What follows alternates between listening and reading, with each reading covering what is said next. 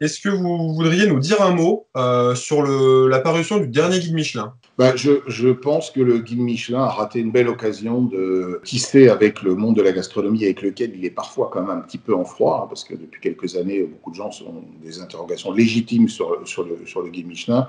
Sortir, pourquoi pas, attribuer des étoiles à ceux qui le méritaient, certainement. En revanche, enlever des étoiles à des chefs dans le contexte qu'on a connu, même si c'est mérité, il y a un moment où la décence fait que ça ne se fait pas. Je veux dire, est-ce qu'ils en étaient à un an près? Est-ce qu'ils ne pouvaient pas faire un moratoire d'un an sur la baisse d'étoiles en disant, pour cette année, et parce qu'on sait que la situation est particulièrement compliquée, et parce qu'un certain nombre de ces restaurateurs ont déjà un genou à terre, on va les prévenir tranquillement, on va leur dire attention, danger, ressaisissez-vous, mais en tout cas, on fait un moratoire pendant un an sur la baisse d'étoiles. Je pense que c'est ce qu'il fallait faire. Tout le monde aurait applaudi, la profession aurait remarqué que le Michelin était là avec eux et non pas contre eux. En faisant ça, en enlevant des étoiles à une quinzaine ou une vingtaine de chefs, franchement, je n'arrive pas à comprendre. C'est pour moi, ça tient davantage du raisonnement de financier que d'amoureux de la cuisine. Et ça me désole un peu. Aller retirer des étoiles à des gens qui sont déjà dans la grande difficulté, c'est indécent humainement. Voilà. D'ailleurs, le guide Michelin, durant la période de la guerre, entre 41 et 44, je crois, n'est pas sorti. On ne pouvait pas.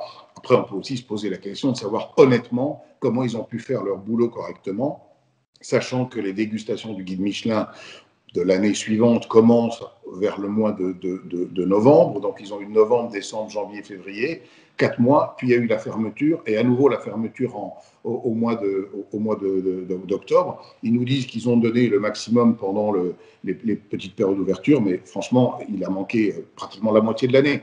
Donc, on ne nous dise pas non plus que le boulot a pu être fait normalement et correctement. Tout le monde aurait pu le comprendre.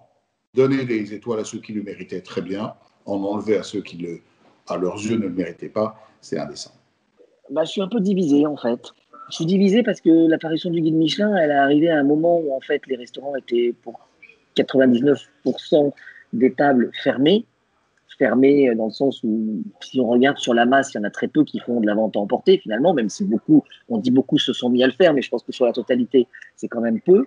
Et en fait, ça sort à un moment où, en fait, ces restaurants sont fermés. Donc, bon, qu'on reconnaisse des tables, qu'on en mette des étoiles, pourquoi pas, mais qu'on en retire cette année-là, c'est pour moi un scandale. Et c'est pas bien, en fait, parce qu'on tire sur des gens qui sont déjà blessés.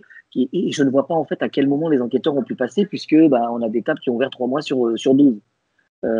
Ou alors, ça veut dire qu'ils ont noté la livraison à domicile, mais à ce moment-là, il faut le dire, ça s'appelle le guide Michelin de la livraison à domicile. Mais pourquoi pas? D'ailleurs, moi, j'aurais trouvé ça super novateur que le guide Michelin sorte un guide livraison à domicile et qui teste tous ces trucs parce qu'on ne sait plus où donner de la tête sur les livraisons à domicile. Il y a des petites auberges, il y a des 3 étoiles, il y a des 2 étoiles, il y a des 1 étoile. Voilà, il y a des bistrots. C'est super ça.